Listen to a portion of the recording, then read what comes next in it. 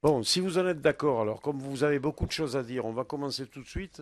Je vous demande de bien vouloir excuser quelques instants l'absence de notre rapporteur Jean-Patrick Gilles, qui est dans la maison, qui a dû aller répondre à une sollicitation dans la maison, mais qui va nous rejoindre. Alors, bon, vous connaissez bien entendu les buts, les objectifs de notre mission. Un, deux. Bon, inutile qu'on vous précise qu'on s'intéresse plus particulièrement à la question de l'intermittence, c'est-à-dire à l'indemnisation des artistes et techniciens du spectacle au titre des annexes 8 et 10. Pour certains d'entre nous, nous avons déjà vécu ça ensemble. Nous souhaitons aborder également les conditions d'emploi de manière plus générale et évoquer la protection sociale au sens large, la formation initiale et continue, on vient de le faire, le déroulement de carrière. Alors, comme vous êtes plutôt nombreuses et nombreux, je pense qu'il faudrait s'organiser. On avait prévu midi et demi, mais à la demande quasi générale, bien sûr, on gagnera un peu de temps, sachant qu'il faudra euh, respecter le biorhythme de notre rapporteur qui à 13 heures est à table. Mais à part ça, bon, on peut. Je plaisante, mais il va nous rejoindre, ne vous inquiétez pas. Donc, on est un peu libre entre nous. Mais il va arriver, ne t'inquiète pas. Tout étant enregistré. Peut-être même est-il en train de suivre sur un téléviseur. Alors, qui est-ce qui peut attaquer? Bon, sachant, si vous en êtes d'accord, qu'il faudrait que vous nous fassiez un On y topo va. de 30 à 35 minutes. 55 minutes. Non, toi, essaie de couper un peu, Samuel. Coupe un peu. Hein, mais je t'arrêterai. Alors, qui c'est qui commence? C'est moi. Antoine. Bonjour. Alors, bon, l'ensemble de nos interventions fait l'objet d'une documentation qui vous sera remise à la fin. D'accord. Sont présents dans cette délégation des matermitantes, 4 associations de techniciens du cinéma parmi une vingtaine, des infographistes de post-production image et la coordination des intermittents et précaires d'Île-de-France. Je vais vous présenter un tout petit peu la coordination. Alors la coordination s'est constituée en fait lors d'une assemblée générale à la Villette en juin 2003 au moment de la signature du protocole, aujourd'hui toujours en vigueur, modifié en 2006. Depuis, on peut dire que la coordination est un lieu de rassemblement, d'action autour des questions des annexes 8 et 10, du chômage et de la précarité. Il est important de signaler qu'on ne s'est jamais contenté de protester ou de refuser, qu'on a d'abord démonté de manière extrêmement précise les mécanismes du protocole de 2003. On a prouvé qu'il était inadapté à sa fonction, à nos pratiques d'emploi. Nous avons montré ses absurdités et on a également formulé des propositions. Proposition qu'on a intitulée Un nouveau modèle d'indemnisation du chômage des salariés à l'emploi discontinu qui sera joint en annexe à l'intervention. Depuis 9 ans, en outre, notre connaissance s'est considérablement approfondie. D'une part, on a coordonné 2 études économiques et sociologiques avec des instituts de recherche universitaires financés par des régions dont on a dû vous envoyer les publications. Je tiens simplement à dire que ces études ont été réalisées malgré l'absence totale de coopération de l'UNEDIC et c'est un euphémisme. D'autre part, notre démarche de production de savoir, on peut dire ça comme ça, s'effectue aussi de manière plus empirique par le biais du travail d'une permanence précarité et aussi de ce qu'on appelle la commission CAP, conséquence de l'application du protocole, qui est une permanence d'information, de conseils pour les intermittents qui rencontrent des problèmes avec leur dossier. Ce sont des milliers de cas qui se sont présentés, soit à la permanence téléphonique, soit de vive voix, depuis 2004. Et le travail de cette permanence, dont Véronique est ici la représentante, et là-bas, et qui prendra la parole tout à l'heure, est si reconnu, si vous voulez, que le Pôle emploi envoie des intermittents à la permanence CAP, voire même appelle la permanence CAP pour avoir des informations. S'il fallait faire simplement évoquer un état des lieux du terrain et de l'atmosphère générale aujourd'hui, on pourrait dire que les intermittents, dans leur ensemble, témoignent d'une véritable culture de la suspicion à leur endroit, notamment engendrée par un abus de contrôle. Nous reviendrons en détail sur ce point. Et que jamais n'a été aussi sensible l'inadéquation entre la législation et les pratiques. Ce qui fait qu'en général, les individus sont livrés à l'arbitraire au moment de l'interprétation des textes. Je vais vous donner maintenant quelques éléments sur le fonctionnement de l'emploi culturel de l'emploi dans le secteur. Alors, premièrement, c'est important de comprendre qu'on a affaire, mais ça, vous avez certainement dû vous en rendre compte, à travers les différentes interventions qui ont eu lieu ici, à un paysage qui est extraordinairement hétérogène en termes d'activité et extraordinairement hétérogène aussi en termes de modèles économiques dans lesquels ces activités s'inscrivent. Et à l'intérieur de ce paysage, on retrouve des salariés très mobiles, soit parce qu'ils exercent plusieurs activités, soit parce qu'ils n'exercent qu'une seule activité mais qui changent souvent d'employeur, soit l'activité et l'employeur restent les mêmes, mais la nature des projets de l'employeur fait qu'il y a une variabilité très forte dans les périodes d'emploi. C'est très important de se figurer cette diversité et la mobilité qui en découle. En écoutant l'intervention de M. Menger, il semblait suggérer qu'en effet, le secteur est divers en termes d'activité et de profil de salariés, qu'en effet, certains travaillent dans tel contexte et certains travaillent dans un autre contexte, mais il omettait de considérer cette chose fondamentale que c'est souvent la même personne qui travaille ici ou là. Par exemple, un technicien peut se retrouver de cinéma, un caméraman sur une émission de flux ou sur un film documentaire. C'est pas du tout le même contexte économique. Un comédien peut faire une fiction sur TF1 et travailler le lendemain dans une petite compagnie de théâtre avec un facteur 10 entre les deux salaires. Si j'insiste là-dessus, c'est qu'il faut absolument, pour saisir ce dont il s'agit, il faut absolument renoncer à toute représentation linéaire, hiérarchisée ou normée de ce qu'il est convenu d'appeler une carrière et que nous on appelle plutôt un parcours. Par ailleurs, on constate que les notions de travail et d'emploi ne se superposent pas strictement. Le travail excède toujours l'emploi, parce qu'on prend le temps d'aller se renseigner sur comment marche la nouvelle caméra, la nouvelle console son, parce qu'on entretient sa voix, la pratique de son instrument, parce qu'on se prépare, etc.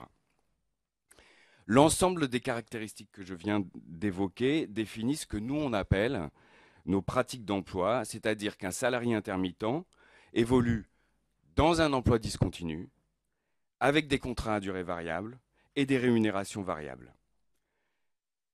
Voilà. Sachant qu'ici, le système d'indemnisation n'est pas destiné à couvrir ce qu'on appelle communément le risque de la perte de l'emploi proprement dite, mais à faciliter l'alternance dans l'emploi hors de l'emploi, qui est la norme pour les salariés intermittents. C'est en tenant compte de ces pratiques d'emploi comme seul critère pertinent qu'on a conçu un système d'indemnisation de chômage et qu'il convient de concevoir un système d'indemnisation de chômage. Il doit être adapté à cette alternance et destiné en priorité à ceux qui connaissent les variabilités les plus fortes, artistes ou techniciens. Voilà. Pour conclure, je rappellerai simplement qu'en France aujourd'hui, tout secteur confondu, 3 embauches sur 4 se font en CDD. Source, c'est le site Clé du Social. Et que le CDD moyen est inférieur ou égal à 1 semaine. Source ACOS. Une réalité qui ne nous échappe pas. C'est pourquoi un nouveau modèle d'indemnisation du chômage des salariés à l'emploi discontinu est conçu. Nous l'avons conçu comme une base ouverte qui peut être applicable ou appropriable par d'autres salariés intermittents en dehors du champ d'application des annexes 8 et 10. Merci beaucoup. Je passe la parole à Sam. Merci. Si tu permets, Samuel, j'en profite pour saluer la présence donc, de Patrick Bloch. Je vous avais annoncé sa venue. Patrick Bloch est le président de la commission des affaires culturelles et de l'éducation, dont notre mission est pour partie une émanation. Merci, Monsieur le Président, de ta présence à cette audition importante. Samuel. Bien, merci de nous accueillir, merci d'accueillir les premiers concernés. Nous sommes tous là, des intermittents du spectacle. Et on revient à l'Assemblée après y avoir travaillé pendant plus d'1 an dans le cadre du comité de suivi. Patrick Bloch en faisait partie, comité de suivi qui avait pour but de faire des contre-propositions. On a beaucoup travaillé. C'était présidé par Étienne Pinte. Étienne est maintenant, comme vous le savez, président du Conseil national des politiques de lutte contre la pauvreté et l'exclusion sociale, le CNLE. On tenait en préambule à vous lire un extrait de son remarquable rapport de juin dernier. Ça s'appelle « La croyance en une société de confiance ». La personne en situation de pauvreté ou de précarité se trouve doublement exclue lorsqu'elle est en outre désignée comme un profiteur en puissance, voire un poids économique pour la société.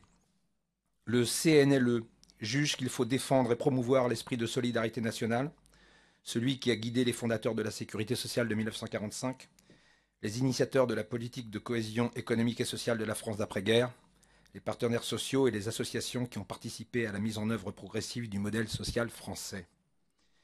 Lutter contre la pauvreté et l'exclusion consiste notamment à permettre l'accès de tous aux droits fondamentaux. Le CNLE estime que la posture stigmatisante porte préjudice à ces droits. Pour illustrer et promouvoir cette éthique, on pourrait par exemple expérimenter l'attribution d'allocations immédiates afin de faire face aux besoins urgents avec des mécanismes de contrôle a posteriori, tout en donnant crédit aux demandeurs éventuels, autrement dit en leur faisant confiance par défaut.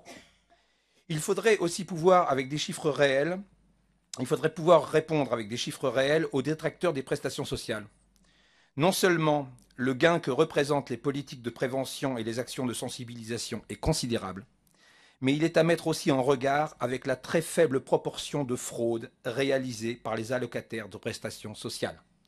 L'économie réalisée par le non-recours aux droits est de la même façon bien supérieure au coût de la fraude des allocataires. Vous savez que bon nombre de gens qui sont éligibles au RSA, par exemple, ne le réclament pas. Objectiver cette réalité par des chiffres et une démonstration associée apparaît comme une nécessité pour passer d'une société de défiance à une société de confiance. Pour commencer, je voudrais vous parler des mots sur lesquels sont basées toutes les politiques et toutes les études faites sur le secteur culturel. Ces mots, on les a beaucoup entendus ici lors de vos auditions. Ils sont incontournables. Ils ne cessent d'être martelés comme des vérités admises.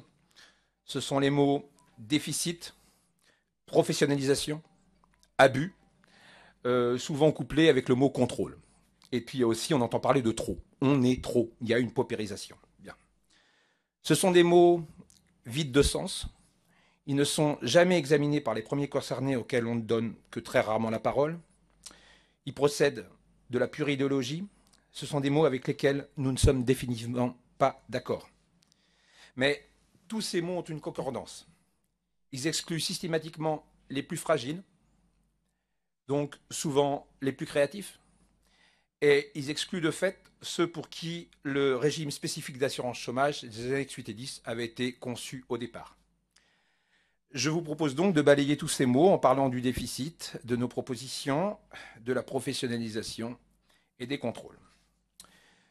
Le déficit. Le mot est un scandale.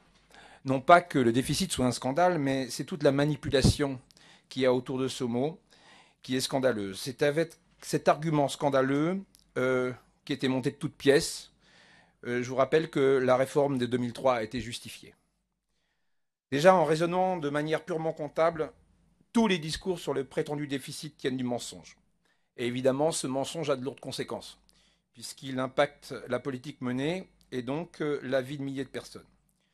Alors comment ça marche? Il est bon de rappeler que l'UNEDIC n'a qu'une seule caisse, une seule. Elle a un règlement général, elle a 13 annexes. Toutes les annexes sont, entre guillemets, déficitaires. Les annexes 4 des intérimaires sont plus déficitaires que nous sommes les annexes 8 et 10. Bref. Il faudrait parler de balance analytique déjà et pas de déficit d'une annexe spécifique. Mais on va faire un peu d'histoire pour voir comment ce déficit a été monté de toutes pièces. On est en 2000, l'UNEDIC est largement excédentaire et il y a des prévisions de croissance positives.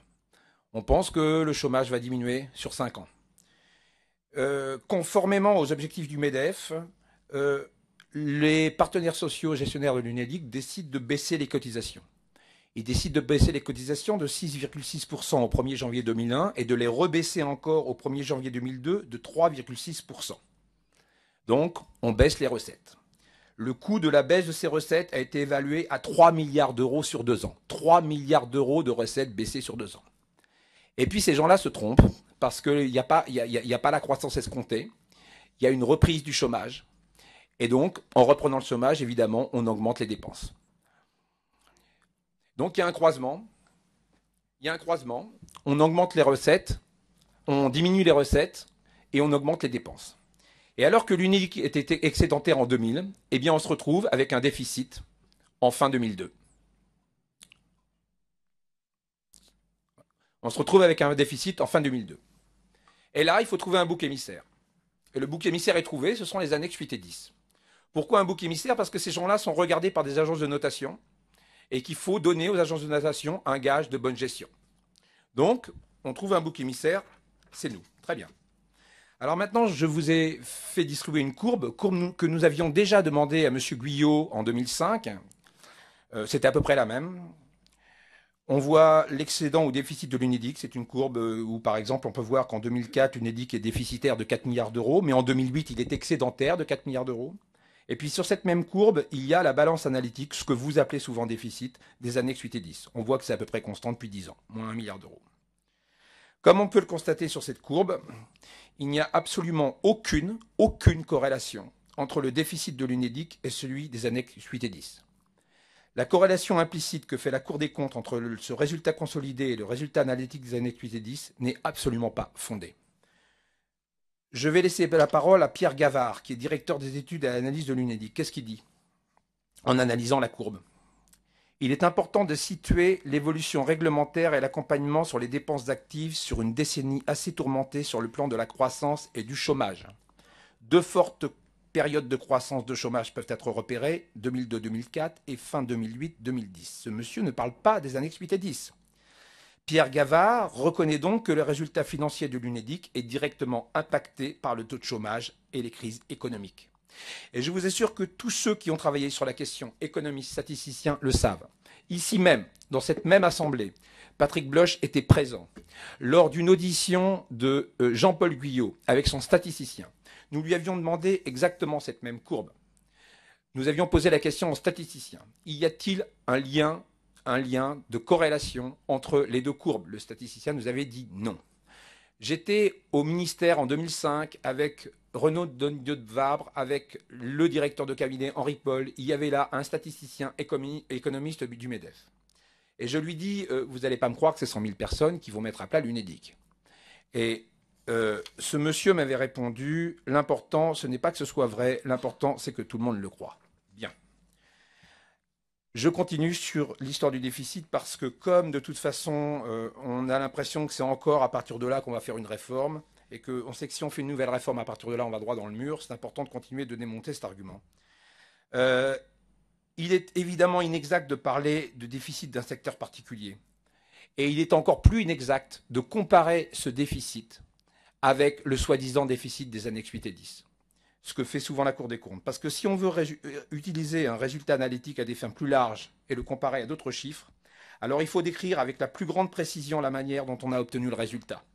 Ce que font ni l'UNEDIC ni la Cour des comptes. L'assimilation de cette balance à un déficit n'a aucun sens en termes comptables ni social. Mais par contre, c'est bien pratique pour surmédiatiser l'accusation portée contre les intermittents. Alors voilà comment ça se passe. Voilà comment il y a manipulation. Pour calculer l'excédent ou le déficit de l'UNEDIC, qu'est-ce qu'on fait? On prend bien les cotisations versées par l'ensemble des travailleurs, pas les chômeurs, l'ensemble des travailleurs du privé, auxquels on retire les allocations perçues par l'ensemble des chômeurs. Il y a cotisations versées d'un côté par les travailleurs, on enlève les allocations perçues par les chômeurs, ça fait un déficit ou un excédent. Bien. Pour calculer notre soi-disant déficit, à nous, des annexes 8 et 10, on fait quoi? On prend les cotisations versées par les intermittents, auxquels on retire les allocations perçues par ces mêmes intermittents. On reste dans la même catégorie de population.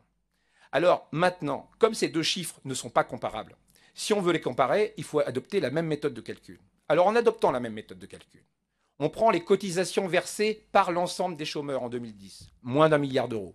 Ces gens-là ne cotisent pas. Cotisations versées par l'ensemble des chômeurs en 2010, moins d'1 milliard d'euros. Ces chômeurs-là ont reçu 34 milliards d'euros d'indemnités. Bilan, si on prend la même méthode de calcul, moins 33 milliards d'euros en 2010, alors que le déficit en 2010 était que de 3 milliards d'euros. Si on prend la même méthode de calcul, si on raisonne dans la même catégorie de population, on obtient un résultat aberrant qui ferait que le déficit de l'UNEDIC en 2010 serait de 33 milliards d'euros, alors qu'il n'était que de 3 milliards d'euros. Et je vous prends 2010, mais si je vous prenais 2008, quand l'UNEDIC était excédentaire, on arriverait par la même méthode de calcul qu'on nous applique à nous, à un déficit délirant de l'UNEDIC, alors que l'UNEDIC était excédentaire de 4 milliards d'euros. Donc ces deux montants sont incomparables. Les comparer, c'est une faute comptable, une faute économique. Mais puisque l'UNEDIC veut faire de la comptabilité analytique jusqu'au bout, alors encore faudrait-il tout calculer. En vertu de quelle logique comptable ce prétendu déficit ne tient pas compte de toutes les cotisations versées par les permanents? Il y a 300 000 permanents. Tous les permanents vous diront, sans intermittent sur le plateau, nous n'avons pas de travail.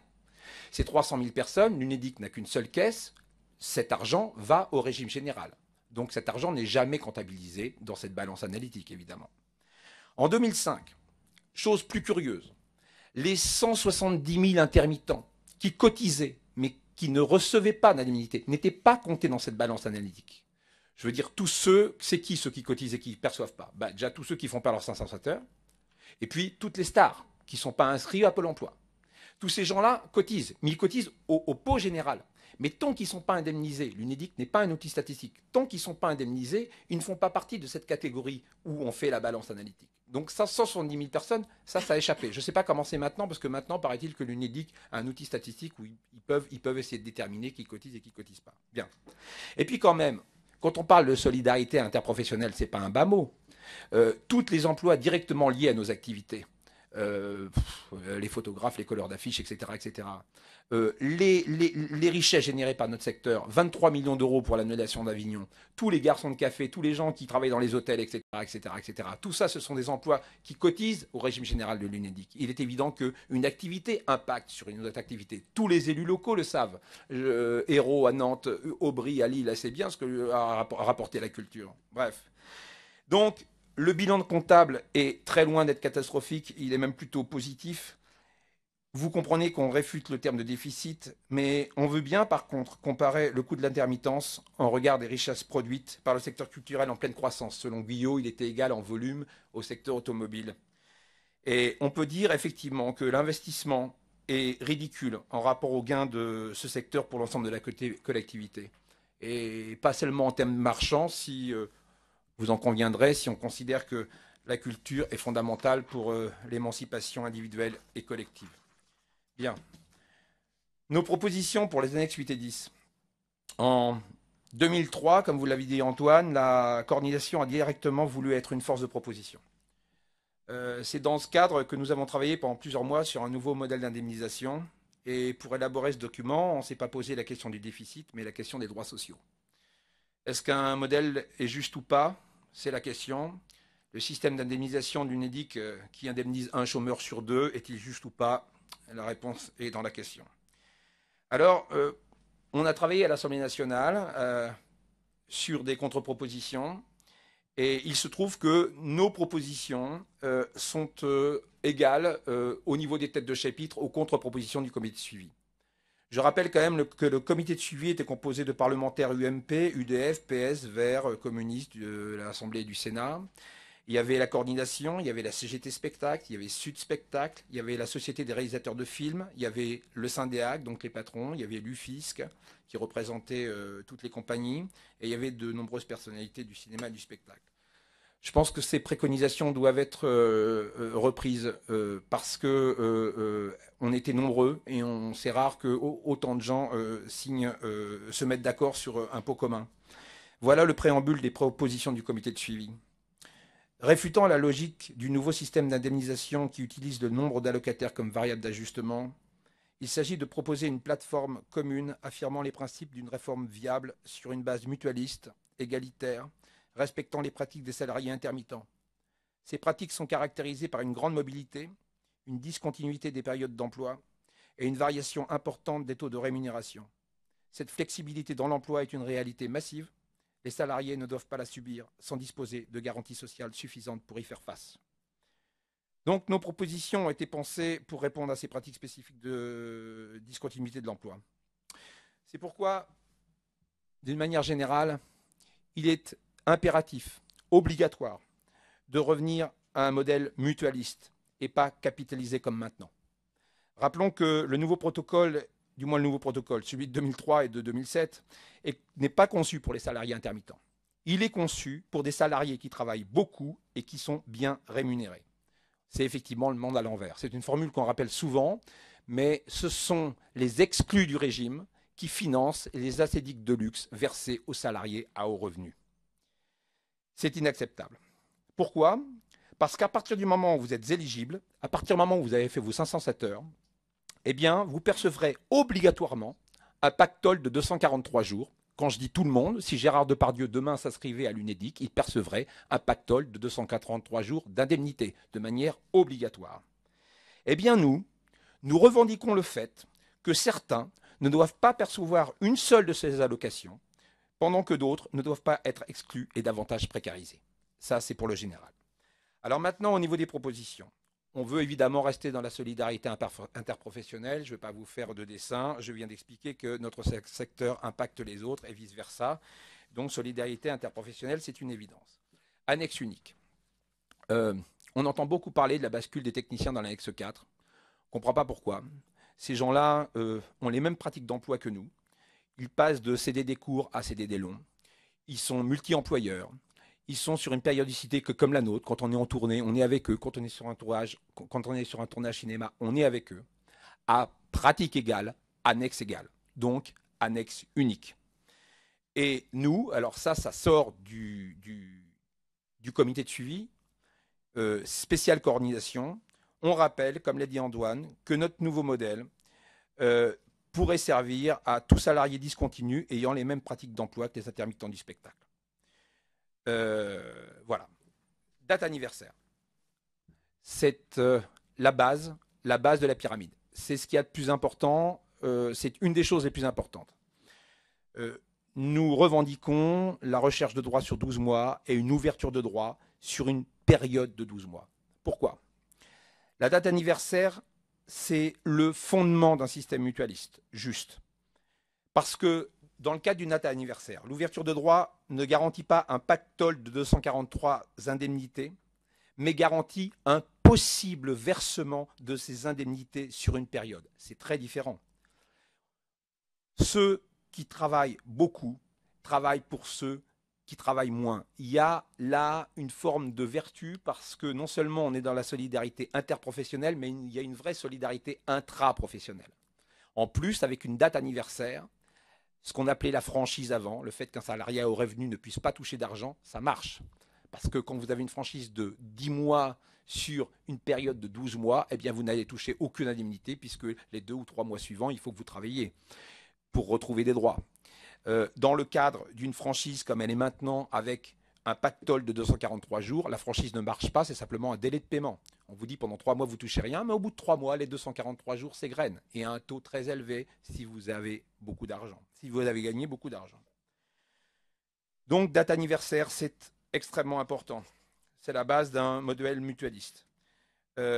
Et puis en plus, la date anniversaire de 12 mois, ça répondait à une périodicité de 12 mois. Nous avons des saisons de 12 mois. Nous sommes sur 12 mois. Maintenant, avec 10 mois et demi, c'est complètement chaotique. Et ce n'est pas adapté à nos pratiques parce que c'est en dehors de notre rythme. Plafonnement salaire-indemnité. Voilà une mesure vertueuse. Il faut créer un plafonnement salaire-indemnité. Le nôtre est de 2,6 SMIC. Actuellement, un intermittent qui gagne 7 000 € tous les mois, réparti en 7 cachets de 1 000 € par mois, percevra 23 jours d'indemnité assédique en complément. Je vous pose la question, est-ce normal ? Un type, il gagne 7 000 € par mois, il va gagner en plus 23 jours d'indemnité en complément. Voilà pourquoi un système capitalisé, c'est scandaleux. Il faut revenir à la date d'anniversaire pour éviter ça. Il faut revenir pour qu'il y ait une véritable carence. Il faut revenir à un plafonnement. Et en plus, ce plafonnement vertueux, on entend beaucoup parler de la permittence, mais ça pourrait régler en partie le problème de la permittence. on entend souvent le cas de gens qui disent ouais, bah, ils refusent d'être permanents parce qu'ils gagnent plus d'argent en étant intermittents. Si vous plafonnez, pour des raisons... La question du plafond, c'est quel plafond? Je ne vais pas rentrer dans le détail de notre plafonnement. Nous, il est de 2,6 SMIC, salaire, cumul, salaire plus indemnité. Mais nous n'avons pas, regardez le nouveau modèle, nous n'avons pas un plafond, nous n'avons pas un plafond mensuel comme les autres parce qu'on veut éviter les effets de seuil. On regarde combien a gagné, sur 2 ans l'intermittent et on définit le plafonnement. C'est un modèle, c'est technique. Je pourrais vous en parler après, mais là on n'a pas assez de temps pour développer. Mais c'est pour éviter les effets de seuil. Mais il a une moyenne de 2,6 SMIC. Bien. Non-discrimination. Revenir à la non-discrimination dans le domaine de la santé, dans le domaine des congés maladie, des congés maternité, etc. etc. Pourquoi est-ce que ça a été attaqué? Parce que, comme d'habitude, nous sommes pris pour des fraudeurs, des tricheurs, etc. etc. Et en ce nom-là, on a pris des mesures parce que le Pôle emploi, parce que l'UNEDIC estimait qu'il y avait des cas où certaines personnes se déclaraient en fausse arrêt maladie et récupéraient des heures comme ça. Et donc, à cause de ça, on a réformé et on a supprimé une bonne partie des droits qui étaient avant 2003. Alors, les conséquences de ça, c'est qu'il y a plein de malades qui se trouvent dans une situation de précarité extrême. Il y a beaucoup de femmes enceintes qui se trouvent dans une situation de précarité extrême à cause d'un a priori de fraude. On est toujours dans ce que dit Pinte, la société de confiance, la société de défiance. Donc il faut revenir aux règles précédentes, c'est impératif. Avant, une partie des heures faites au régime général avant 2003, 180 heures étaient comptabilisées. Maintenant, ce n'est plus le cas. Non seulement ce n'est plus le cas, mais en plus, suivant le pôle emploi auquel vous avez affaire, même si vous avez fait toutes vos heures dans les annexes 8 et 10, il suffit de déclarer un cachet, des fois le dernier, en régime général pour que vous basculiez au régime général. Et après, c'est toute une longue procédure pour recouvrir ces droits. Les conséquences de ça, c'est qu'il y a plein de salariés qui refusent une proposition de travail au régime général parce qu'ils savent que ça va être après kafkaïen, ça va être tout un tas de... Oui. J'ai une interrogation. Comment ça se passe Il y a des gens qui basculent dans le régime général. Et qui décide? Et est-ce qu'on peut... Voilà. On va vous en parler après. Ça va être, je vous assure, on va vous en parler après. Mais effectivement, c'est beaucoup la loi de l'arbitraire. Il y a beaucoup d'arbitraire, il y a beaucoup d'interprétations de textes qui n'ont pas été interprétés comme ça. Les jurisprudences nous donnent toujours raison, mais simplement, il y a beaucoup qui n'attaquent pas en justice, qui ne prêtent pas ce temps-là, mais on va vous en parler après. Bien. Éducation artistique, toujours au niveau de la discrimination. Je rappelle qu'avant, toutes les heures étaient comptées dans l'éducation artistique. Maintenant, seules 55 heures sont comptées. On a un président de la République, un ministre de la Culture qui prétendent vouloir axer leur politique culturelle sur l'éducation artistique. Il serait bon que toutes les heures sont comptées parce qu'il y a bon nombre d'artistes qui ne peuvent plus se permettre d'intervenir dans les lycées et dans les collèges, dans tous ces lieux-là, parce que leurs heures ne sont pas comptées. Et donc c'est un frein à l'éducation artistique, cette mesure. Consultation démocratique des acteurs concernés, on vous remercie de nous recevoir, mais c'est assez rare. On n'a évidemment rien contre les syndicats représentatifs, mais bon nombre d'entre nous ne sommes pas syndiqués. Donc on n'est pas, par exemple, présent au Conseil national des professions du spectacle. Il y a plein d'instances où on est absent. Et voilà, ce serait bien qu'on soit représenté parce qu'on a des choses à dire et on sait de quoi on parle. Envisager un nouveau modèle de financement du régime d'assurance chômage, oui. Comme pas mal d'organisations, on propose de déplafonner les cotisations salariales et patronales. C'est pas normal que les gros salaires ne cotisent que pour 4 fois le plafond de la Sécu. Et puis on rappelle quand même que le financement d'Unédic, ça ne peut plus continuer comme ça. On a évolué depuis les 30 Glorieuses. L'assurance chômage était financée par des cotisations abondantes, vous le savez bien. On était en période de plein emploi. Aujourd'hui, l'emploi ne cesse de décroître. Il n'est plus en mesure de financer à lui seul la protection sociale. Il y a plus d'un chômeur sur 2 qui n'est pas indemnisé. La discontinuité est une réalité massive. 80% des embauches se font en CDD. Il y a 9 millions de personnes qui vivent en dessous du seuil de pauvreté. Les modes d'attribution généralisés à l'ensemble des richesses devraient être produites des richesses produites seraient les bienvenus. Parce qu'évidemment, l'emploi, le seul travail ne couvrira pas toutes les prestations sociales. C'est évidemment un sujet qui dépasse l'intermittence, mais nous vous y invitons à y réfléchir.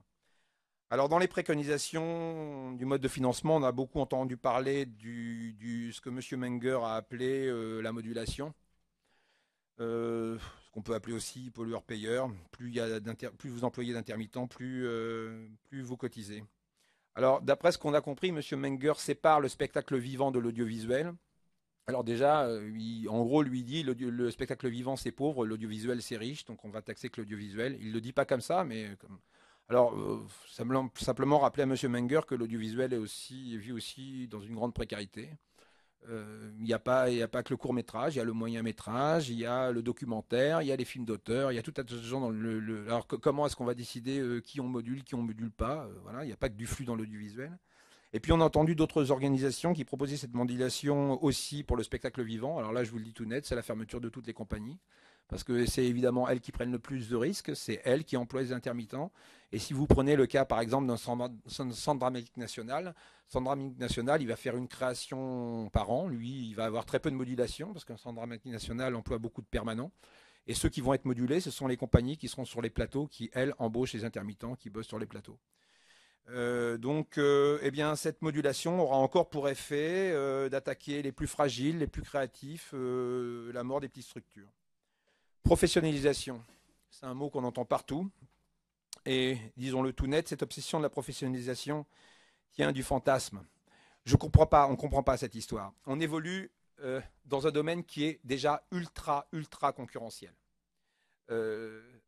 Premièrement, parler de professionnalisation, ce serait dire que les gens qui travaillent dans le secteur sont des irresponsables ou des incapables parce qu'on emploierait des professionnels qui ne seraient pas des gens de qualité, etc. etc. Je vous le dis vraiment, et tout le monde pourrait vous le dire, c'est dur de faire ça 507 heures. C'est très difficile de faire ça 507 heures. Pourquoi vouloir mettre des barrières à l'entrée, en plus de cette barrière-là qui est déjà énorme? Quand on écoute M. Menger, on croit que passer 2 ans dans le métier, tout est gagné. C'est pas ce qu'il dit, mais il dit les 2 premières années, il y a beaucoup de turnover, et puis après. Mais on connaît tous des tonnes de gens qui ont 5 ans, 10 ans, 15 ans de métier, qui n'ont pas leurs heures, qui sont en situation de grande fragilité. Vous n'arriverez jamais à séparer le bon grain de l'ivraie sur des critères que vous pourriez considérer comme objectifs. Parce qu'on travaille dans le sensible et le subjectif. Ça, il faut l'admettre une fois pour toutes. Alors, tous les critères objectifs de professionnalisation n'auraient pour but qu'écarter les plus fragiles et donc les plus créatifs. Une carte professionnelle, sérieusement, basée sur quoi? Sur l'école. Certains vous l'ont dit ici. J'ai entendu les gens de la CFTC, vous parlez de Django Reinhardt, mais oui, évidemment. Alors ça voudrait dire que Edith Piaf, Georges Brassens, ce ne seraient pas des vrais professionnels de qualité. On est des tonnes à ne pas avoir fait d'école nationale et à travailler et à être acteur, technicien, etc., etc. Je ne nie pas l'intérêt des écoles, mais pourquoi mettre des barrières à ceux qui n'en feraient pas? Et puis, on entend aussi beaucoup parler aussi de la part de Pôle emploi d'un critère de professionnalisation qui viendrait du lieu de création ou les conditions du lieu de création, conditions de travail où les artistes exercent. Par exemple, il y a le cas d'un danseur qui va se produire dans un musée. Pôle emploi dit ah, le musée c'est pas un lieu de création de danse et donc vous n'êtes pas reconnu pour ces heures-là comme danseur. Bien. Alors, si on utilise les lieux de créateurs, les lieux comme critères de professionnalisation, eh bien, je vais vous dire que, par exemple, quelqu'un comme Olivier Py, ex-directeur du théâtre de l'Odéon, nouveau directeur d'Avignon, qui a commencé à l'hôpital éphémère où il distribuait des couvertures parce qu'il faisait moins 5 degrés, à ce moment-là, lui, c'était pas un vrai professionnel de qualité parce qu'il n'était pas dans un lieu estampillé culture. Et puis, je vous parle pas dans le monde du cinéma, il y a peu de réalisateurs qui n'ont pas commencé par la précarité, par le court-métrage, etc., etc. Bien. Les abus et les contrôles, ça va être le paragraphe le plus important. Ils ne mourraient pas tous, mais tous étaient frappés. Il est inacceptable que toute la réglementation des droits sociaux en général et des intermittents en particulier soit fondée sur le présupposé que les usagers sont des fraudeurs, des profiteurs, des assistés. Il est obscène de voir le président du Conseil général de l'Ariège se vanter de faire la chasse aux fraudeurs du RSA, quand on sait que le RSA est de 400 € par mois et que la fraude ne dépasse pas 3%. Par contre, on sait très bien qu'il y a énormément de personnes qui ne réclament pas ce RSA. Oui, on peut le dire, il y a abus des contrôles. Et puisqu'on parle d'abus, il faut revenir à l'étymologie du mot abus. Abus, suffixe privatif, u, ce qui est contraire aux u. Eh bien, pour déterminer les abus et prétendre contrôler, encore faudrait-il connaître les u. Toutes les mises en place des contrôles ont toujours la même conséquence, toujours. L'élimination des plus fragiles. Ce sont les compagnies émergentes qui disparaissent, ce sont ceux qui travaillent dans les secteurs les plus précaires de l'audiovisuel, tous ceux qui, par manque de moyens, vont commettre la petite erreur qui leur sera fatale. Très souvent, ce qui se passe, c'est que la règle n'est pas adaptée aux pratiques, et donc elle n'est pas adaptée aux us. Ainsi, on peut affirmer qu'une immense majorité des compagnies sont obligées de contourner la règle. De fait, le metteur en scène, c'est la personne qui choisit le projet. C'est la personne qui choisit les salariés qui seront embauchés pour le réaliser. Et dans les petites structures, c'est lui aussi qui monte le budget, remplit les dossiers de demande de subvention. Il devient ainsi ce qu'on a appelé un employeur-employé, même si cette figure n'a aucune existence juridique. Cette figure-là représente, selon l'enquête sociologique que nous avons menée, 43% des intermittents en province. Il y a 43% des intermittents qui se déclarent dans cette figure-là de l'employeur-employé. Mais il faut savoir que, évidemment, cette figure est risquée du point de vue du lien de subordination. Alors, qu'est-ce qui se passe? Eh bien, toutes les compagnies sont obligées de contourner la règle. Et elles ont à leur tête un président, le grand-père, le cousin, le copain, pour éviter d'avoir des ennuis. Alors, chacun se débrouille comme il peut. Chacun s'arrange pour pouvoir continuer d'exister. Eh bien, nous disons tout net. Il est essentiel, il est urgent de faire admettre à Pôle emploi, comme c'était le cas jusqu'en 1999, que le metteur en scène, porteur de projet, est un salarié pouvant détenir la licence d'entrepreneur sans risquer de perdre sa qualité de salarié. Autrement dit, que le metteur en scène puisse être président de sa compagnie. Mais comme cette réalité n'est pas admise, elle est officieuse, mais elle n'est pas officielle, Pôle emploi les piège. Alors qu'est-ce qui se passe? Pôle emploi va envoyer à des directeurs de compagnie des questionnaires qui ont rapport avec l'employeur. Il est des questionnaires qui les identifient d'emblée comme un dirigeant, avec une demande de pièces complémentaires uniquement en possession de l'employeur. Et si jamais ils répondent, eh bien ils sont estampillés comme un employeur. Et s'en suivra un long contrôle, souvent kafkaïen, qui aboutira pour les plus maladroits et les moins informés à une suspension des allocations, voire un remboursement d'un soi-disant trop perçu, sans aucune justification juridique dans la plupart des cas de la part de Pôle emploi. Depuis 2003, on est dans l'arbitraire le plus total. Pôle emploi considère que le champ d'application ne concerne pas seulement les métiers, mais aussi les endroits où les artistes se produisent. J'en ai parlé tout à l'heure. Et ce qui est fascinant, je vous ferai remarquer, c'est que quand on parle d'abus et contrôle, on parle toujours des grosses boîtes de prod, etc., etc. Mais ces gens-là, de toute façon, échappent au contrôle. Ils sont estampillés professionnels de qualité. Ce sont toujours les plus fragiles qui disparaissent. Mais même de ce côté-là, et je finirai là-dessus, c'est incroyable. Parce que depuis 2003, il y a une très grande vigilance sur ces histoires d'abus et de contrôle. Que dit la Cour des comptes? La Cour des comptes ne relève que quelques phénomènes marginaux de fraude sans grande incidence financière. C'est-à-dire qu'on a beau chercher et on ne trouve pas. Il n'y a pas de fraude massive. Dans notre secteur des annexes 8 et 10, vous savez, on est les seuls à être soumis au double contrôle, déclaration employeur et employé. Ce double contrôle est tellement efficace que Pôle emploi compte l'élargir à tous les chômeurs. Eh bien, même là, on dit que oui, certains pourraient passer à travers les mailles du filet à cause de cette collusion employeur-employé. Bien. Eh bien, effectivement, comme le dit Deleuze, dans un régime de contrôle, on n'en a jamais fini avec rien. Et pour terminer mon intervention, je dirais que d'une manière générale, on constate une triple exclusion. Et cette triple exclusion touche toujours les plus fragiles. Ce sont ceux qui ont le plus de mal à trouver une production.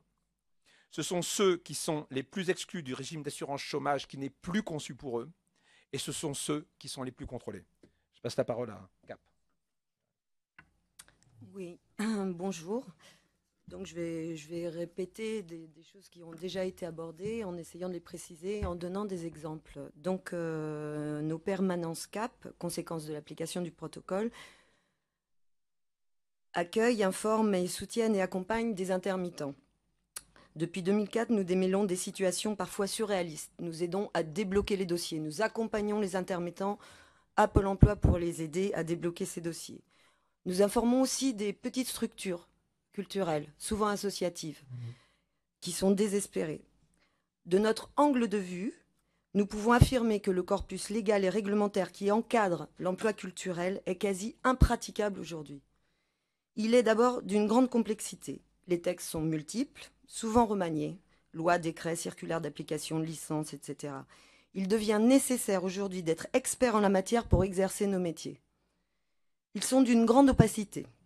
Les mêmes règles peuvent se contredire, sont toutes sujettes à interprétation, avec des points totalement aveugles et des inégalités de traitement, individuelles ou territoriales.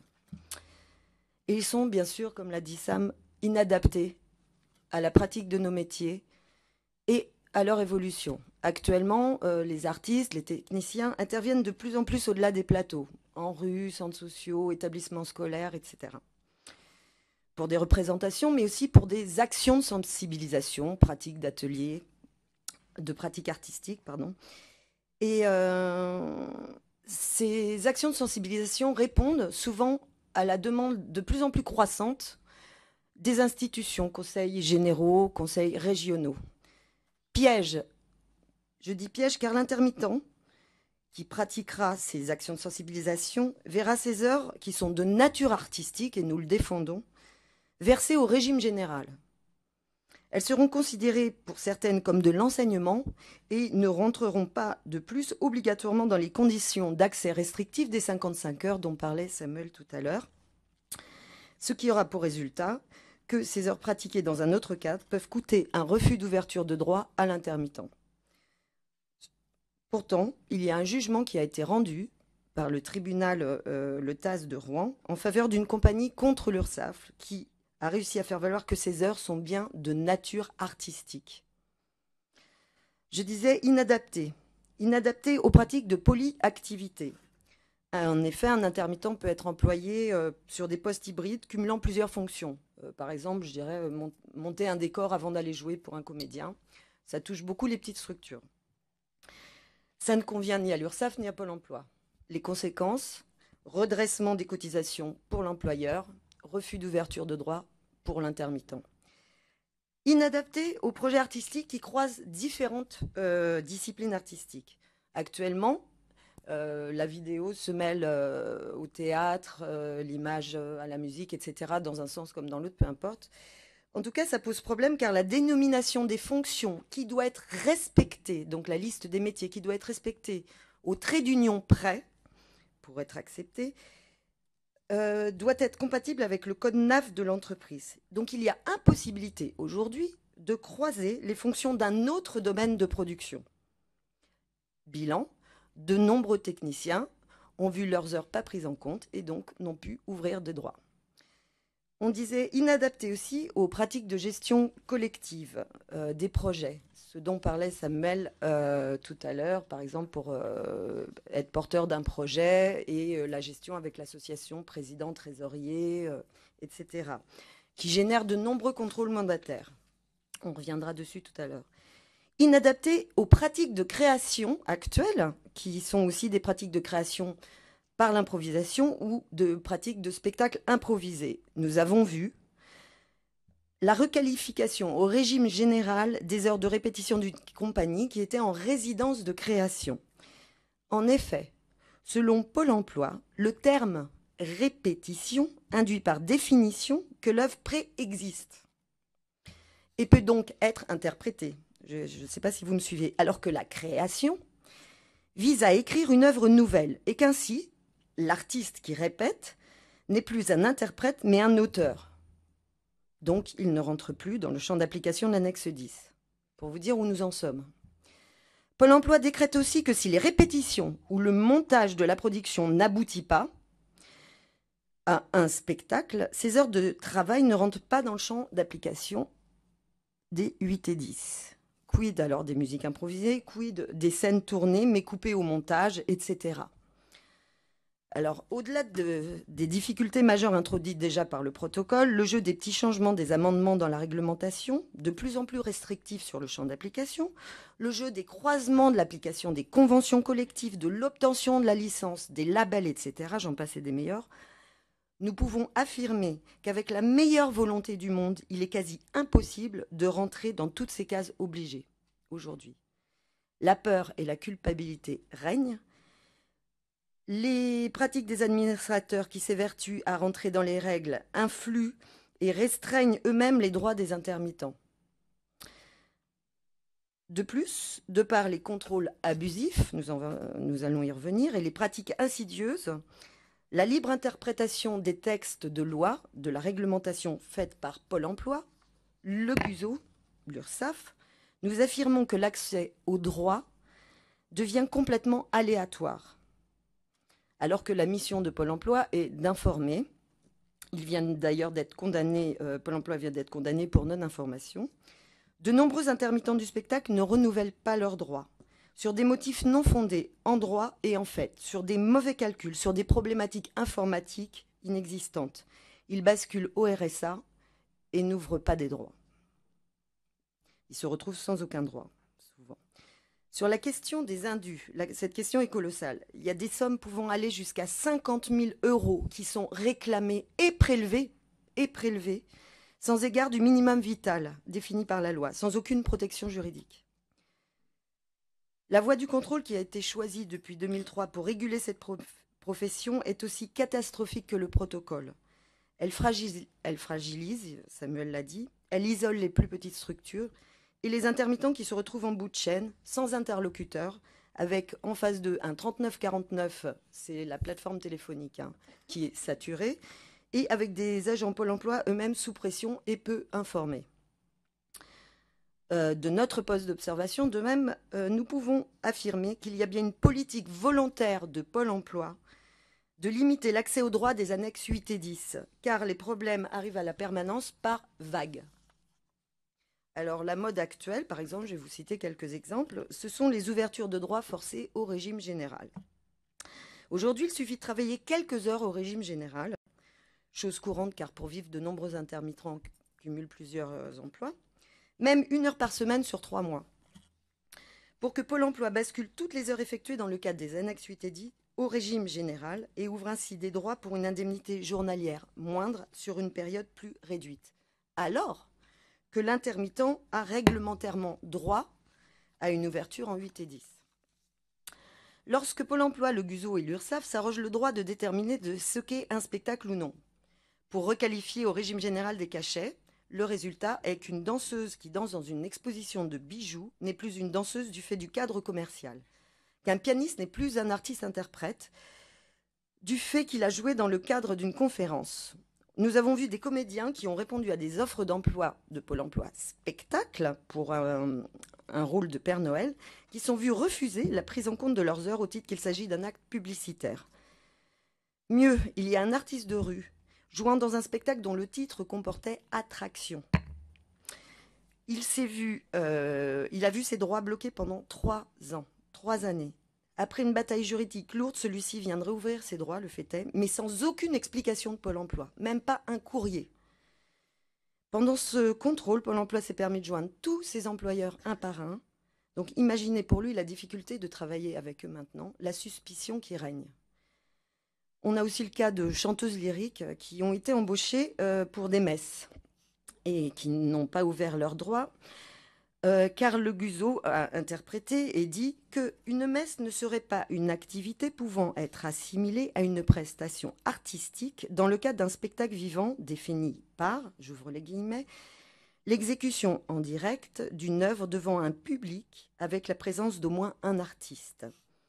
Après de multiples démarches que nous avons menées, ils ont accordé les heures pour des messes exceptionnelles, car, soi-disant, les personnes présentes viennent écouter le chant et non la liturgie. Donc là, on touche à la définition de qu'est-ce qu'un public. Vous voyez jusqu'où ça peut aller. Sur le GUSO, interprétation du GUSO, le numéro d'objet. Interprétation sur le numéro d'objet instauré en 2007. Pour le GUSO, Les répétitions et les représentations doivent faire l'objet d'un seul contrat. Sinon, les heures de répétition sont refusées. Qu'en est-il des heures pour une production de spectacle qui n'ira pas jusqu'à la représentation par manque de moyens? Tout simplement. L'intermittent aura travaillé, les heures ne seront pas prises en compte. Si le contrat s'étend sur plusieurs mois, ce qui est courant pour des créations, les cachets basculeront en cachets groupés, ce qui fera moins d'heures pour l'intermittent.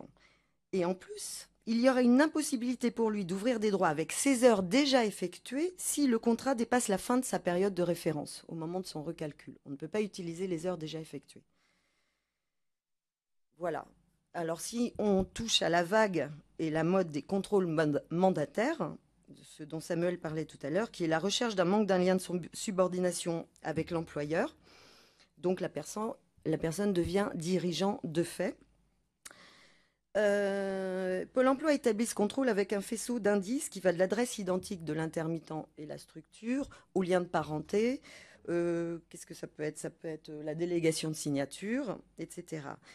On tient à dire qu'aucun de ces faisceaux n'est condamnable. Mais pourtant, la pratique de Pôle emploi se passe comme ceci. Il passe par le salarié, il bloque ses droits pour enquêter. Il envoie donc le formulaire de gérance dont parlait Samuel tout à l'heure, qui est à remplir et à retourner obligatoirement dans les plus brefs délais, avec une liste de documents à fournir qui concerne la structure qu'il emploie. Alors la personne, par manque d'information, par peur de mal faire, qu'est-ce qu'elle fait? Elle essaye d'avoir ces documents, de les regrouper et répond au plus vite et remplit ce formulaire. Et de fait, elle est reconnue dirigeant de fait. Voilà. Elle est piégée. Donc on arrive quasi à chaque fois à rétablir les intermittents dans leurs droits au prix d'une bataille longue et acharnée, mais avec pour certains une absence de droit pendant plusieurs mois, voire plusieurs années. En attendant, on vit de quoi? Il y a dans tous les cas ou presque renversement de la preuve, ce qui est une violation avérée des droits. Dernièrement, il y a une intermittente qui a préféré au bout de 6 mois, sans droit, prendre l'appui d'un avocat à ses frais pour harcèlement. Elle avait renvoyé 4 fois un dossier de plusieurs pages en accusé de réception. Et ça, ce n'est pas un cas isolé, je peux vous le dire. Pour en finir, je vais revenir sur la discrimination dont a parlé Samuel tout à l'heure. Et nous allons aborder la plus criante qui est bien les congés maladie et maternité et paternité. Je le rappelle comme elle qu'avant 2003, comme il a dit, les heures de congé maternité et maladie comptaient. En 2003, les heures ne comptaient plus, à moins d'interrompre un contrat de travail. Donc, suspicion d'abus ou de fraude, on ne sait pas. En tout cas, suite à la lutte, pour le congé maternité, par exemple, les heures de congé maternité ont été réintégrées. Excusez-moi. Mais pour qu'elles soient comptées, il faut que le congé soit indemnisé par la sécurité sociale. Sinon, elle ne compte pas. Et pour être indemnisé par la sécurité sociale, il faut avoir fait 200 heures dans les 3 mois, 200 heures de travail dans les 3 mois qui précèdent le congé, la prise du congé, ou alors 200 heures de travail dans les 3 mois qui précèdent la date présumée de conception. C'est un peu technique, mais c'est très important ce que je suis en train de vous dire. Donc, nous rappelons que l'intermittence est du fait... c'est de travailler par intermittence, donc de ne pas savoir quand on aura du travail. Vous voyez ce que je veux dire. Donc, on peut aussi supposer qu'une technicienne qui aura porté de lourdes charges ne sera pas embauchée à l'approche de son congé maternité. Donc, l'intermittent peut très bien faire ses 200 heures, mais hors ces 2 cases-là. Mais elle ne sera pas indemnisée par la sécurité sociale. Si elle n'est pas indemnisée par la sécurité sociale, elle ne sera pas, à sa prochaine ouverture de droit, indemnisée par les ACEDIC. Donc, c'est la double peine. Double peine, c'est vivre sa fin de grossesse sans indemnisation et devoir vivre ensuite sans indemnisation ACEDIC avec un enfant à nourrir et à élever. Alors, le collectif des matermittantes, elles sont présentes ici, a interpellé le défenseur des droits de l'homme, la HALD. Celui-ci recommande à l'UNEDIC d'assurer la prise en compte des congés maternité en toute hypothèse lors de l'ouverture des droits d'aide au retour à l'emploi et dans le calcul du salaire de référence à l'issue du congé. Il a de même recommandé à la sécurité sociale d'engager une réflexion pour une meilleure prise en compte des intermittents du spectacle pour l'ouverture des droits à l'indemnisation du congé maternité. Nous ne parlerons pas ici de la non-application de la totalité de la réglementation de la CNAM, Sécurité sociale, pour les intermittents du spectacle. De nombreux procès gagnés ces derniers mois pour nous. Nous demandons donc que les recommandations du défenseur des droits s'appliquent aussi aux arrêts maladie de toute urgence. Nous vous avons normalement remis un rapport CAP que nous vous invitons à lire, car à l'intérieur de celui-ci, toutes les choses que nous venons de dénoncer sont précisées avec article de loi à l'appui, etc. Merci. Merci. Alors, monsieur le rapporteur. Écoutez, tout d'abord, merci pour ces exposés complets, en tout cas très étayés et très denses. Et puis on a vos documents. C'est ça, le document. Je vais revenir sur la question du basculement du régime général, parce que naïvement, quand on est extérieur, on se dit bon, ben, c'est plutôt bien, là, on est dans une situation d'intermittence qui est précaire, plutôt aller vers une situation plus générale. Et vous vous retrouvez dans, je provoque un peu, hein, j'en ai conscience, vous vous retrouvez dans une situation où finalement on a l'impression que l'objectif est de rester dans l'intermittence. C'est là que c'est curieux, parce que ma question était plutôt de vous dire, est-ce que vous ne pensez pas qu'il faut, question que je pose à tout le monde là, est-ce que vous ne pensez pas qu'il faut limiter, encadrer, tendre à réduire le recours au CDDU. Et c'est vrai que quand on... Vous voyez, le paradoxe, enfin, j'imagine que vous le savez, le paradoxe quand on vous écoute, c'est qu'on a l'impression que non, il faut à tout prix rester dans ce... Attendez, je vais vous répondre là-dessus sur le... Oui, bah allez-y. Pardon, si vous voulez, je préconise que ça soit toi qui préside. que le rapporteur pose l'ensemble de ces questions, et puis après vous répartissez les réponses, ça me paraît mieux. Vas-y. Et je voulais évoquer aussi, c'est pour ça que je voulais poursuivre, dans un accord interbranche sur la politique contractuelle, donc de juin 2008, justement pour prévoir aussi la transformation de CDDU en CDI s'il y a 75% du temps de travail. Donc je voulais avoir savoir si ça se faisait, savoir si vous y étiez, favorable. Bon, sur la modulation des cotisations, vous avez commencé à répondre. J'avais une autre question totalement différente, mais que je voulais vous poser parce que vous connaissez bien les situations. Est-ce que vous percevez, vous ressentez aussi que certaines personnes sont tentées de basculer vers d'autres régimes? Je pense notamment le régime d'auto-entrepreneur. Est-ce que vous voyez un mouvement comme ça ou pas? Voilà, est-ce que vous avez des informations, des statistiques peut-être pas, mais enfin une impression là-dessus? Et puis, dernière question, pour le moment, vous l'avez évoqué sur le rôle du GUSO. Bon, je vous ai senti assez critique. Ma question était plutôt inverse, de savoir s'il fallait pas élargir son rôle et le champ des employeurs. Donc, vu ce que vous avez dit, je commence à voir se dessiner la réponse. Mais ma question n'est pas une provocation, là. Ma question est plutôt de dire comment vous voyez la gestion de la polyactivité. Comment on peut améliorer ça? Et je pensais notamment à la polyactivité avec, je pensais aux musiciens qui deviennent, qui cherchent aussi des heures d'enseignement. Comment on peut gérer ça au mieux? Bien, alors écoutez, que chacune et chacun de ceux qui veulent répondre... Bon, alors, allez-y. Je suis auteur, metteur en scène et comédien. Et donc, j'ai été permanent pendant un certain temps à la direction de la compagnie que je dirige, parce que ça me paraissait effectivement plus vertueux, plus juste. Ça correspondait, ça me semblait correspondre. La réalité, c'est que c'est économiquement pas viable. C'est-à-dire se pose effectivement le problème à un moment de la modulation, c'est-à-dire le jour où se trouve une grosse production, sur lequel plusieurs producteurs se défilent, par exemple, si on veut tenir nos engagements, se pose la question, soit on garde le salaire du directeur artistique, mais on n'engage pas d'interprète. Donc, soit on considère que le directeur artistique va être intermittent et on pourra engager des interprètes. Des interprètes ou des techniciens. Hein. Mais enfin, c'est de l'ordre de 5, ça fait je parle de 5 interprètes, c'est pas rien. Ça donne du travail à des gens pour une production sur un an. Ça va être le spectacle qu'ils vont faire pour l'année, c'est pas rien.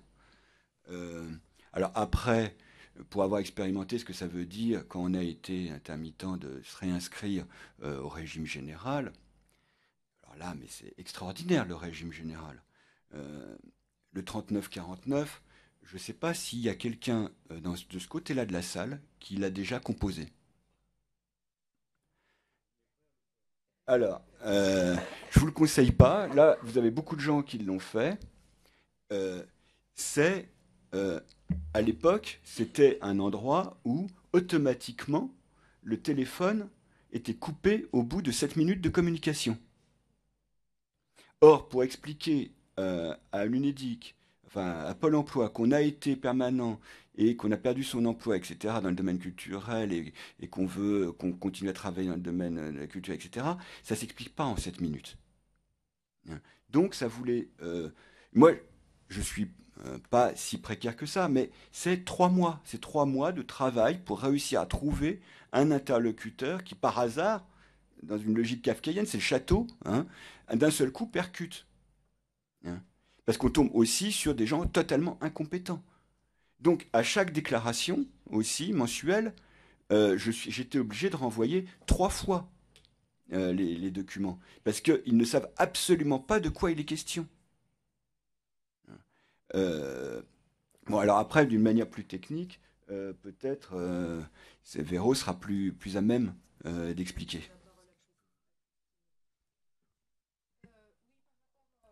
Attendez, il ne fonctionne pas là, il faut... Chacun son tour. Ah oui, c'est vrai que ça règle des problèmes, ça. Donc, par rapport à votre question, par rapport au régime général, la bascule au régime général, en fait, j'ai l'impression qu'il y a je me demande s'il n'y a pas une confusion. C'est-à-dire que là, il ne s'agit pas de se dire un intermittent veut absolument rester dans l'intermittence et ne veut pas devenir permanent. Ce n'est pas de ça dont on parle quand on parle des bascules forcées au régime général. Les bascules forcées au régime général, la conséquence, c'est souvent, comme le disait Véronique, une rémunération, une allocation beaucoup plus faible qu'en intermittence et pour une période beaucoup plus courte, alors que dans ces prévisions de vie, parce qu'il s'agit de ça aussi, hein, il ne s'agit pas quand même de dire on va profiter d'un système, c'est qu'on a planifié, on a tant bien que mal calculé que pour les 8 mois à venir, on allait pouvoir avoir tel revenu. Et là, tout d'un coup, on apprend qu'on a 2 fois moins, voire 3 fois moins, ce qui est pas rien, alors qu'on avait droit et juste à cause de la non-implication de la totalité des textes de Pôle emploi. Donc c'est ça qui est d'autant plus énervant. Est-ce que j'ai répondu à cette question-là, en tout cas? Voilà. Et cette chose-là arrive aussi s'il y avait une prise en compte des heures au régime général pour l'ouverture de droit, comme l'a rappelé Sam dans les préconisations du comité de suivi, ça enlèverait il n'y aurait plus de problème. Oui, je vous en prie. Et par contre, pour...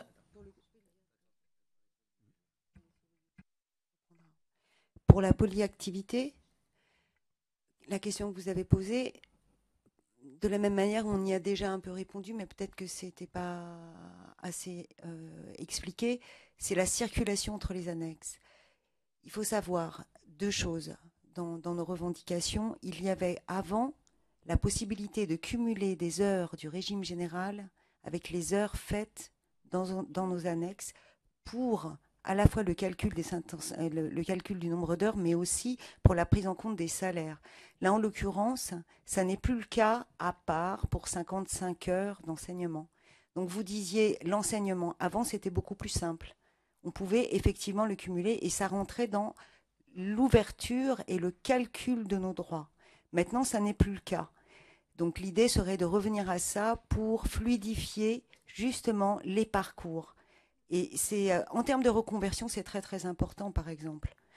Et pour cette polyactivité, la deuxième revendication qu'on a, c'est que la polyactivité, elle fait partie maintenant, et on l'a bien rappelé, du travail de l'artiste ou du technicien. C'est-à-dire que nos pratiques ont changé. Nous évoluons dans des contextes très différents d'il y a 20 ans. Maintenant, on peut faire des animations dans des hôpitaux. Moi, en ce moment, on suit un capoeiriste. C'est très compliqué, la capoeira, parce qu'ils interviennent dans des défilés, etc. On a tôt fait de leur dire que non, ils ne sont pas artistes, mais animateurs. Or, la capoeira, non, c'est un travail artistique. Voilà. Non, mais on ne va pas tout vous citer, mais juste, ça serait quand même extrêmement intéressant de refaire un peu attention à la définition de ce que l'on fait réellement, c'est-à-dire la définition du public, comme Véronique vous l'a dit, on l'attend vraiment, la définition de qu'est-ce que c'est qu'un artiste. Vas-y Christine, je crois que tu veux compléter. Voilà, imagine. Comment on gère ça et quelle est votre proposition finalement? Je suis musicien, donc je fais des cachets, donc voilà, je suis rentré dans l'intermittence, puis finalement, je pense que ça se passe comme ça, ma vie évolue, je suis confronté à les exemples que vous avez cités, j'essaie de comprendre là. Je fais des messes exceptionnelles et je fais des trucs, alors on ne sait pas si c'est animation ou pas, puis en plus je fais de l'enseignement. Donc très concrètement, comment on gère ça? Donc après, ce que vous aviez l'air de dire, c'est une logique d'optimisation. Enfin, d'essayer de trouver j'essaie de trouver le meilleur régime. Ah, non, non, non, non. Ah, non, non, non, non. Non, mais moi, j'essaie très concrètement enfin, j'essaie de trouver le meilleur régime et en même temps, je suis aussi les activités que j'ai à faire. Mais ce que je veux dire, par exemple, alors je vais simplifier, voilà, je fais des cachets de musiciens et enseignants. Et bon, il y a un point où ça bascule, c'est ça que je veux comprendre comment vous raisonnez là-dessus. Alors, déjà, 2 secondes. Déjà, ça bascule depuis 2003. Parce que comme on vous l'a, non, parce que comme on l'a, non, mais comme on vous l'a dit, avant, ça ne basculait pas parce qu'on considérait que c'était des pratiques qui pouvaient être liées à n'importe quel artiste ou technicien. Bien. Donc, maintenant, ça bascule parce qu'il y a un quota. Je veux dire, ça ne basculait pas parce qu'avant, encore une fois, il y avait 180 heures du régime général qui pouvaient être prises en compte. Donc, même s'il était considéré comme animateur, ça pouvait être pris en compte. Avant, toutes les heures d'enseignement étaient prises en compte. Donc avant, il n'y avait aucun problème de bascule. C'est bien parce qu'on a mis des règles qui ne sont pas adaptées aux pratiques que du coup se pose ce problème-là, qu'il y a des heures qui ne sont pas comptabilisées. Comment on règle ça? On réglerait ça en revenant à la réglementation d'avant 2003, où il y avait effectivement une prise en considération, comme le disait Sylviane, une prise en considération du fait que nous pouvons passer d'un secteur à l'autre et nous pouvons passer d'un travail à l'autre et nier, par exemple, que les heures d'enseignement données, nous ne sommes pas des professeurs. Donc effectivement, moi je l'ai fait pendant des années, intervenir dans les lycées, des universités. Nous ne sommes pas des professeurs. Moi à ce moment-là, j'étais un metteur en scène, je mettais en scène les élèves. Et maintenant, nous sommes limités dans cette activité parce qu'on ne reconnaît pas ces heures-là comme des heures, entre guillemets, qui seraient validées pour les annexes 8 et 10. Donc, quand vous dites nos préconisations, c'est d'avoir un peu d'air et de pouvoir circuler d'une activité à l'autre tout en étant, en même temps que les heures soient. Il y a Sylviane qui Oui, veut... juste pour compléter, vous parliez d'optimisation, mais rendez-vous compte d'où on en est. Là, nous, on vous parle de discrimination, c'est-à-dire que les heures qui sont faites, dont parle Sam, ne sont pas prises en compte, perdues, niettes, pas de droit dessus. C'est ça dont on parle là aujourd'hui. C'est pas une question d'optimisation, vous voyez là. Enfin, non, mais on perd Vous voulez nos heures intervenir et on n'a pas de droit. Non, mais c'est une réelle question de discrimination. Je ne sais pas pourquoi on n'a pas encore fait une procédure à la HALD comme les maternitantes. C'est très très important. Et puis en fait, c'est sclérosant de travailler comme ça en se disant ça c'est pris en compte, ça c'est pas pris en compte. Ça fait aussi des parcours qui comme ça se rigidifient, des gens qui pourraient vouloir changer de métier, se reconvertir. Non, on reste là où ils en sont parce que c'est tellement compliqué. C'est tellement compliqué de changer. Donc ces heures régime général doivent être de nouveau intégrées dans le calcul des heures et des droits. D'une part, ça c'est notre revendication, et deux, élargir le champ de ce qu'est une pratique artistique aujourd'hui. Alors, il y a Antoine Mathieu, si j'ai bien compris. Ouais, enfin, c'est juste pour un tout petit peu synthétiser ce qui vient d'être dit et répondre. Votre question, c'est est-ce qu'il y a une limite d'heures hors secteur, en gros?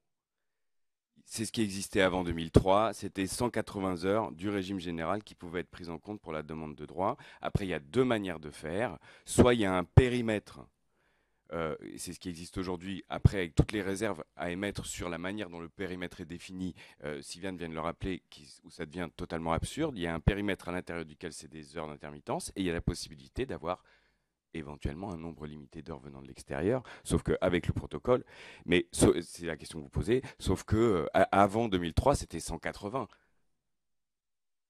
Christine, vous voulez réintervenir?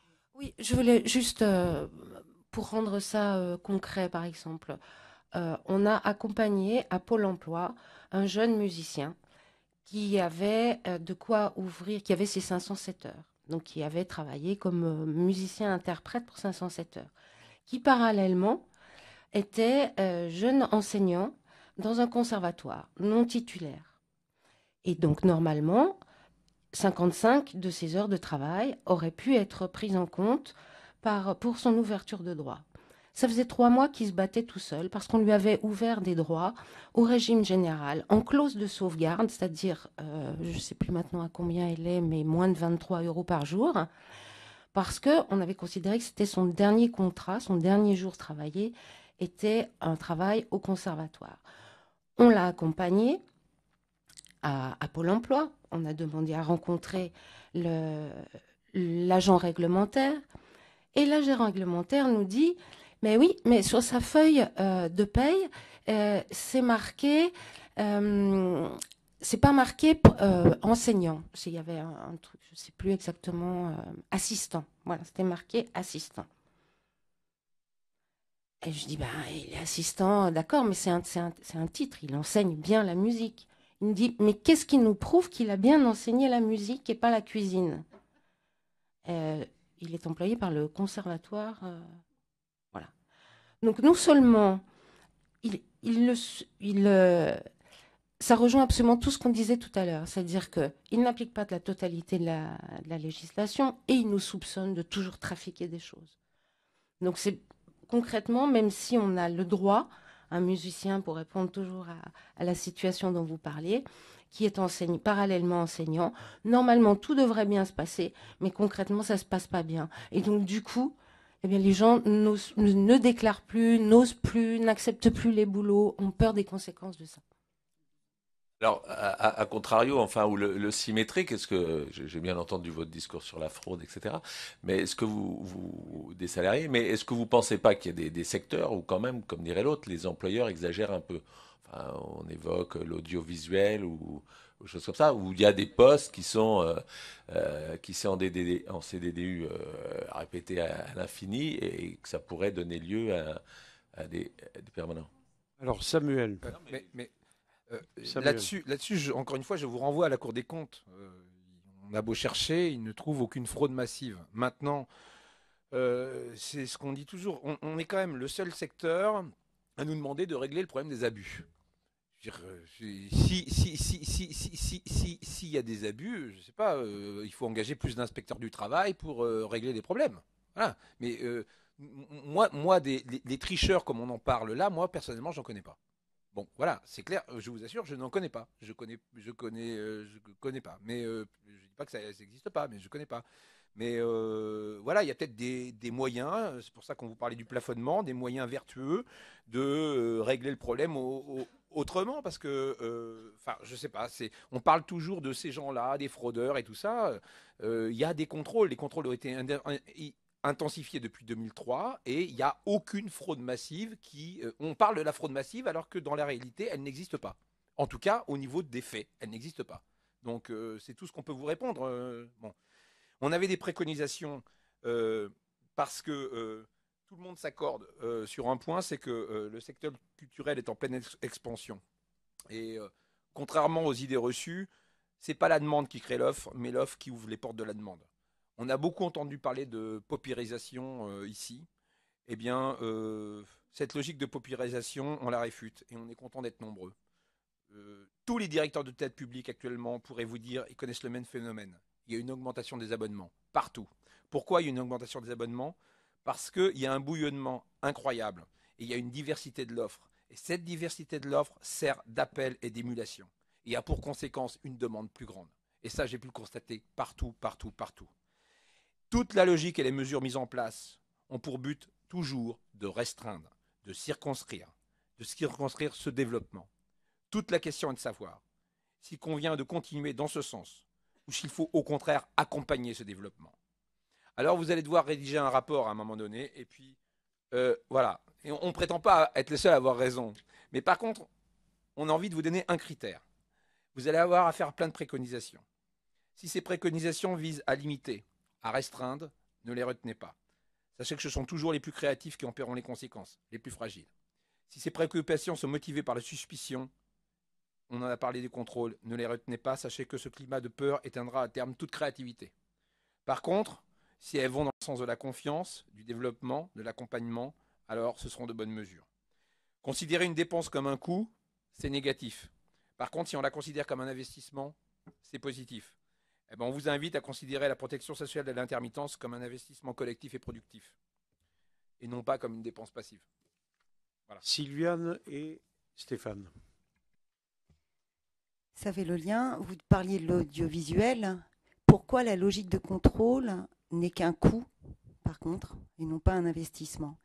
Vous parliez de l'audiovisuel, vous voulez contrôler. Qu'est-ce qui va se passer? Vous l'avez déjà fait. Non, mais vous l'avez déjà fait. Vous dites là, il y a des abus. Tout le monde dit dans l'audiovisuel, il y a des abus. Qu'est-ce qu'ils ont fait? Ils ont créé de la sous-traitance. On est d'accord? Et c'est ce qu'ils feront. C'est-à-dire ceux qui ont le moyen de contourner vont contourner. Je vous assure qu'ils sont malins. Mais les petites compagnies, les petites boîtes de prod, elles vont se faire contrôler, elles. Et c'est elles qui prennent tous les risques. Et c'est elles qui vont payer? Non, ça n'est pas possible. Le contrôle qui est demandé par les professionnels de la profession, je vous assure, il faut arrêter. Nous, on le voit, ça n'est pas rien, ça n'est pas un phénomène marginal. C'est un phénomène important qui est bloquant, qui fonctionne sur des rumeurs, sur la peur. Donc ça bloque bien au-delà du nombre de cas qu'on reçoit. Voilà. Merci. Stéphane? C'est un conflit qui est long. Hein. Il a commencé en 2003, mais en fait, il avait même commencé avant. C'est assez rare de tomber sur des conflits aussi longs. Il y a une raison, c'est que c'est un modèle d'avenir. Il a dit il y a l'UMP, c'est pour ça que oui. je proteste. On leur souhaite que ça ne dure pas si longtemps. Ce que je veux dire par là, c'est le modèle de l'artiste, c'est pas un modèle de marginal, c'est pas un modèle d'assisté, c'est pas un modèle de bohème du 19e siècle. Le modèle de l'artiste, c'est le modèle d'emploi sur lequel toute la société est appelée à à imiter, c'est-à-dire des gens créatifs, des gens flexibles, des gens enthousiastes et des gens capables de se projeter dans l'avenir.